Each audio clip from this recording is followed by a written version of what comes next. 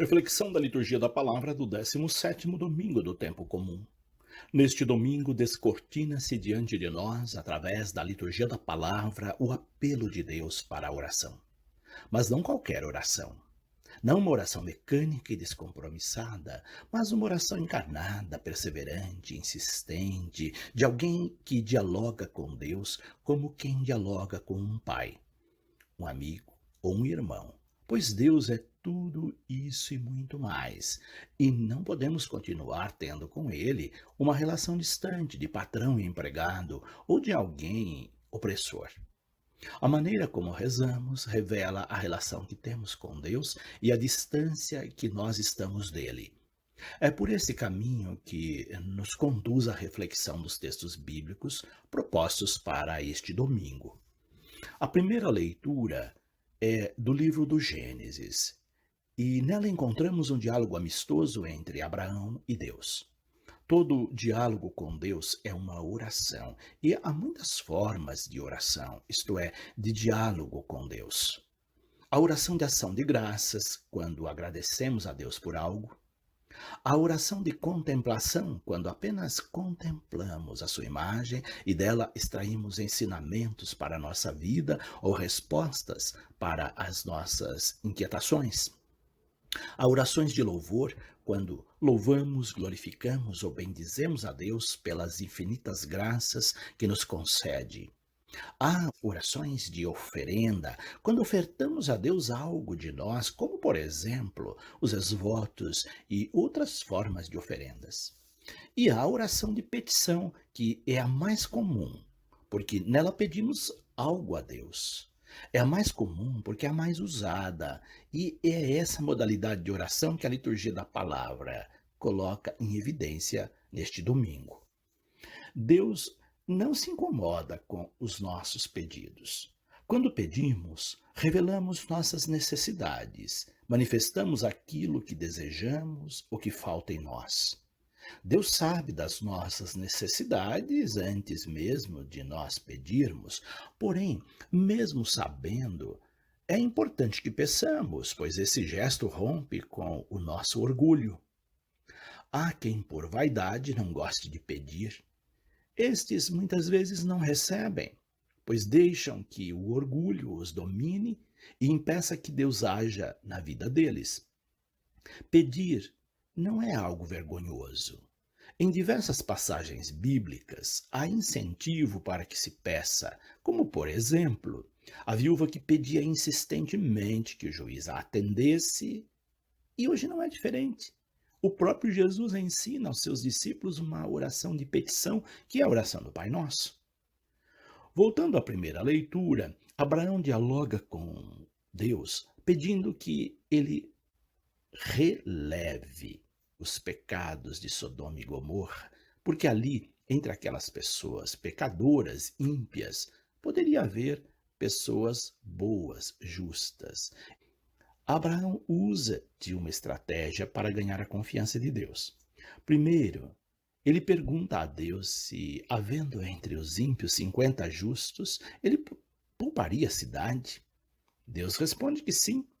Abraão vai diminuindo a porcentagem dos justos. 45, 40, 30, 20, 10. E conhece a grandeza do coração de Deus que, por apenas 10 justos, seria capaz de poupar uma cidade inteira injusta. Pois havendo apenas 10, estes justificariam a salvação de todos. Sabemos que se houvesse apenas um justo, ele pouparia a cidade. Quanta bondade do coração de Deus esse texto revela. É esse Deus bondoso e misericordioso que precisamos encontrar através de nossas orações.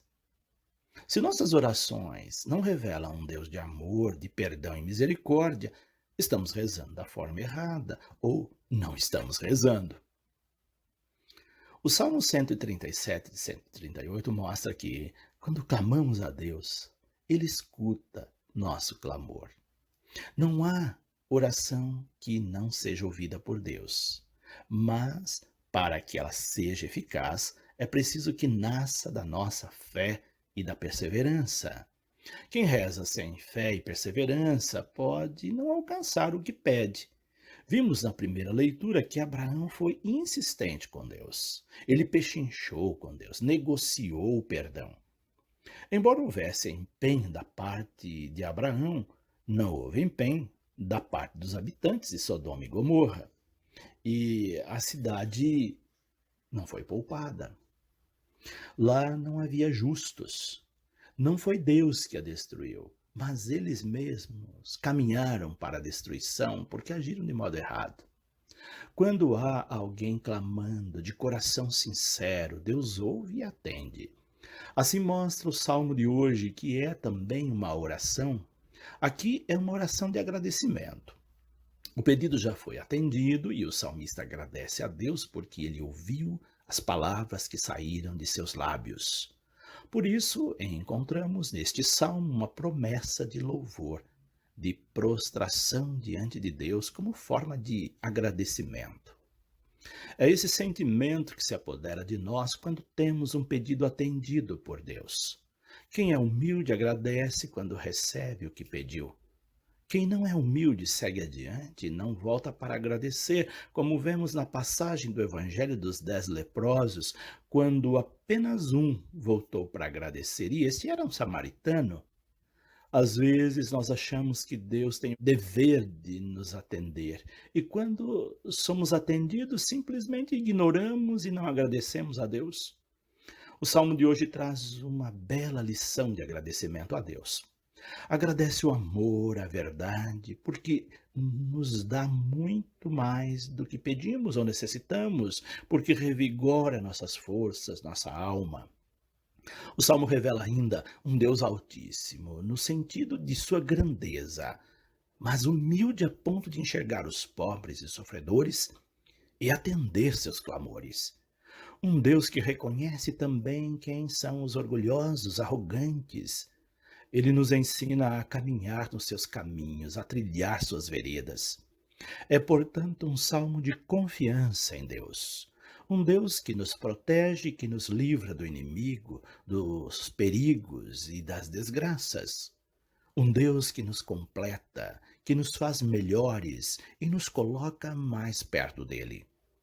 A segunda leitura da carta aos Colossenses mostra que, através de Jesus Cristo, Deus recuperou-nos da morte. Estávamos mortos pelo pecado, mas pela ressurreição de Cristo fomos resgatados, lavados de nossos pecados. A dívida que tínhamos com Deus através da cruz de Cristo foi cancelada. Assim, a cruz representa não apenas o Cristo Redentor, mas a nossa redenção. O justo que nos faz justos pelo seu amor e por sua vida dada por nós. Com esse gesto, ele nos ensinou a fazer o mesmo. A mais bela oração é aquela que brota de um coração convertido, pronto a ajudar os seus semelhantes. De nada adianta rezar se nosso coração continua petrificado pelo ódio, pela falta de perdão ou pela falta de compromisso com Cristo e com os nossos semelhantes. Assim nos ensina o Evangelho de hoje. Neste Evangelho, Jesus está rezando. Jesus, mesmo sendo filho de Deus, rezava.